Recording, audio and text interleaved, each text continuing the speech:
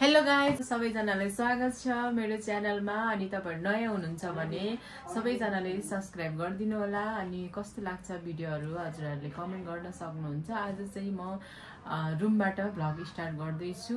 अनि यतिखेर चाहिँ रातिको 7 बजिसकेको छ।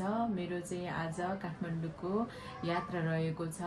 आज चाहिँ म काठमाडौँ जाँदै छु मेरो केही कामले गर्दा। म चाहिँ अनि फाइनल रेडी पनि भएर बसिराखेको छु। अब चाहिँ हामी हिँड्नु पर्ने हुन्छ र आजदेखि भोलिसम्म काठमाडौँ पुगिन्जेलसम्मको मेरो भ्लग चाहिँ कस्तो लाग्छ हजुरहरुलाई हेरेर प्रतिक्रिया दिनु होला। अनि कसलाई भेटिन्छ सबै म हाल्ने छु, हजुरहरुले हेर्न सक्नुहुन्छ है त। साथीहरु, हामी चाहिँ इन्ड्राइभ गर्नको लागि रेडी भएर यहाँ बाटोमा बसिराखेको छु। अनि कस्तो लागिरहेछ हजुरलाई काठमाडौँमा? फाइनली हामी चाहिँ बस स्टपमा पनि आइपुगिसक्यौँ। यहाँ चाहिँ हुन्छ 7:30 बजेको गाडीमा चाहिँ हामी टिकट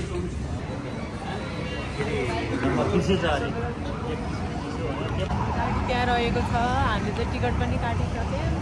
अब चाहिँ हामी काठमाडौँ जाँदैछौँ गाइजहरू। काठमाडौँ भोलि बिहान मात्र पुग्छ है।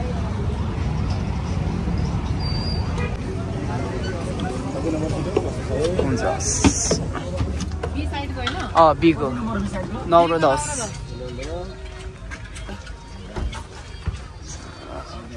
त्यो यसो चढ्ने बित्तिकै गएको आउने।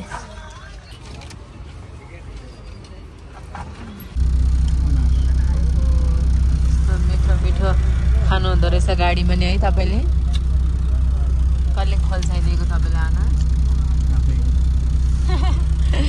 एकजना यहाँ अनार खाँदै हुनुहुन्छ है। उहाँ चाहिँ आमा, म चाहिँ यहाँ, मलाई त गाडीमा चढ्ने बित्तिकै बमिड आउँछ। त्यही भएर मैले केही पनि खाँदैन। अनि मलाई चाहिँ गाह्रो हुन्छ। गाडी हिँडिराखेको छ। साथीहरु, हामी चाहिँ बाबाकोमा आइपुगिसके। यता हुनुहुन्छ मेरो बाबाश्री, सानो नानी, उता हाम्रो मम्मी हुनुहुन्छ, यता दाइ हुनुहुन्छ। ल अहिले चाहिँ हामी 5 बजेको समयमा यहाँ आइपुगेर ब्ल्याक टी खाँदैछौँ। ब्ल्याक टी चियाजी भयो नक्कली। तिम्रो मम्मीले नि हेर्छ होला। ल हाई भन्यो छोरीले। यहाँ भेनाजैले तेल लाउँदैछ मजाले। अब मिलाइदेऊ, कपाल पनि मिलाइदेऊ, राम्रोसँग मिलाइदेऊ। यस्तो माया गर्छ ल सालीले। म चाहिँ अहिले रोडमा बसिराखेको छु र म चाहिँ स्पेसल मान्छेलाई भेट्न जाँदैछु। अनि यहाँनिर चाहिँ मैले अहिले इनड्राइभ बुक गरेको, तर इनड्राइभ चाहिँ आएको छैन। अनि म चाहिँ रेडी भएर बसेको छु अनि भेट्न जानको लागि। अब हामी दिउँसोभरि काठमाडौँ घुम्नेछौँ गाइजहरू। मान्छे हराएर यहाँ बिजौ भइरहेको साथीहरू। हामी चाहिँ यहाँ आइपुगिसके भन्ने ठाउँमा। उनीहरू चाहिँ आइपुगेकै छैन। बुद्ध मल्ल अगाडि भन्ने कहाँनिर छ त्यो देख्दैन त केही पनि। फाइनली भेट्यो गाइस।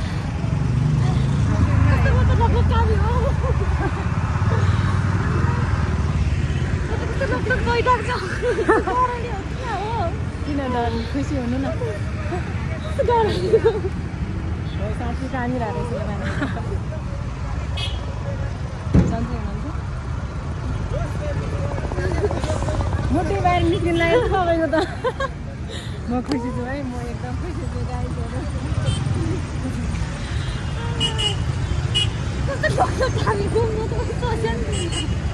अब भेट भयो, नसोचेकै त भेट हुन्छ।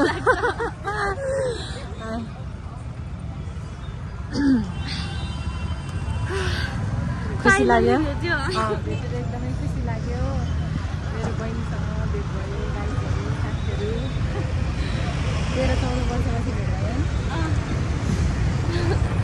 रुँदैछ यहाँ।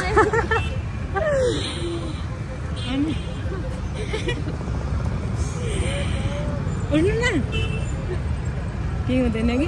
डर लाग्यो। आउनु न बरु।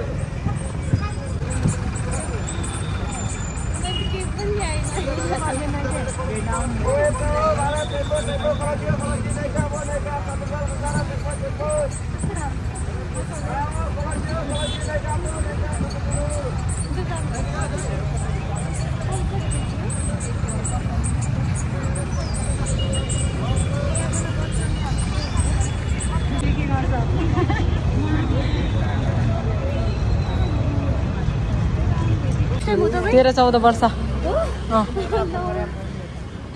मैले चिन्छु पसल जमानाबाटै त यही हो उसले आफैले अहिले किनेर पो त है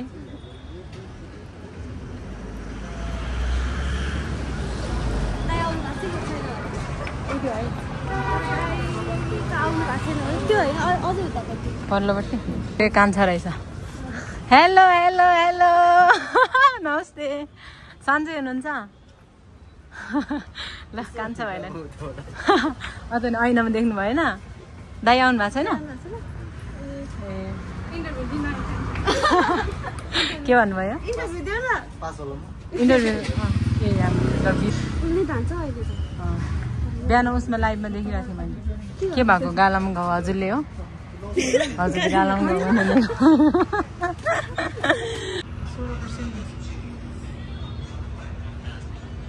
यता हुनुहुन्छ मेरो दिदी यो चाहिँ दिदीको छोरी दिनभरि इन्ड्राइभ गर्दा गर्दा हालत खराब भएको छ गाइस अनि त्यही माथि भिडियोहरू पनि हामीले बनाउन पाएको छैन थोरै थोरै क्लिपहरू मात्रै बनाएर राखेको छु अहिले चाहिँ हामी यहाँ खाजा खान लाग्दैछौँ यहाँ ससेस र स्याबाले चाहिँ आइसक्यो अरू चाहिँ बन्दैछ होला तातो तातो झोल मोमो आइपुगेको छ गाइजहरू यता खाँदै हुनुहुन्छ खाइसक्नुभयो उहाँले चाहिँ यता आमा छोरी एउटाले कण्ड खाँदै हुनुहुन्छ एउटा फोन चलाउँदै हुनुहुन्छ म चाहिँ अब मोमो खानको लागि रेडी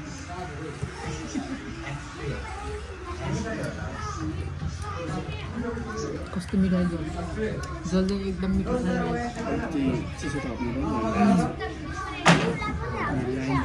कस्तो मिठो अमिलो पिरो टक्क गरेको खानु न कस्तो मिठो रहेछ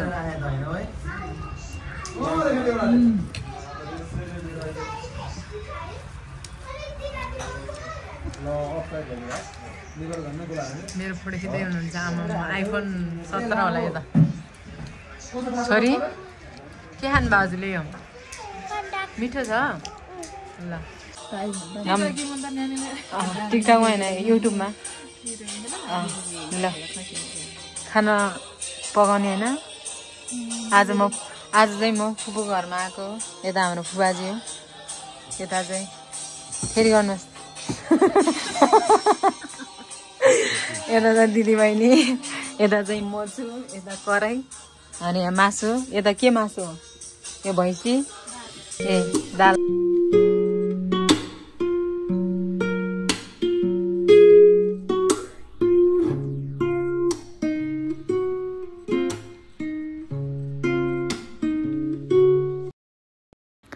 बाह्र 13 वर्षको खुसीमा चाहिँ हामी तीनजना एकदमै रमाइरहेको छौँ अहिले चाहिँ फुपूको घरमा आज चाहिँ हामी खाजा खाने बेलामा छौँ 4 जना यहाँ चाहिँ हाम्रो काइली फुपू हुनुहुन्छ यता चाहिँ मेरो दिदी अनि यो हाम्रो करेन्ट चाउचाउ अब चाहिँ हामी मस्त खानेछौँ यसमा हामीसँग कोक पनि रहेको छ ल खानु होला हजुरहरू अनि म पनि चेस गरौँ पहिला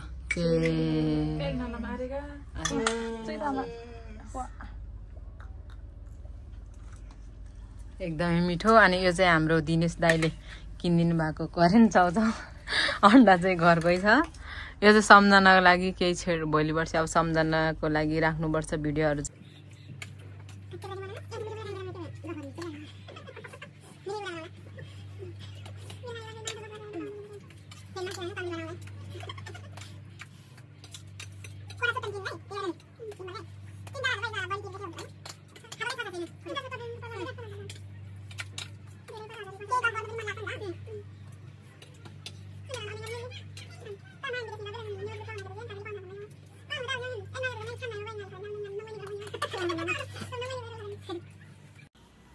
फुबाज्यू फुपू अनि मेरो दिदीसँग चाहिँ मेरो 13-14 वर्षपछिको भेट यो चाहिँ हाम्रो अनि उहाँ दिदी चाहिँ विदेशमा बस्नुहुन्थ्यो र अहिले चाहिँ आउनुभएको रहेछ नेपाल हामी उहाँहरूसँग भेटेर एकदमै खुसी लाग्यो अनि मिठो मिठो खाना पनि खाएँ धन्यवाद हाम्रो फुपूलाई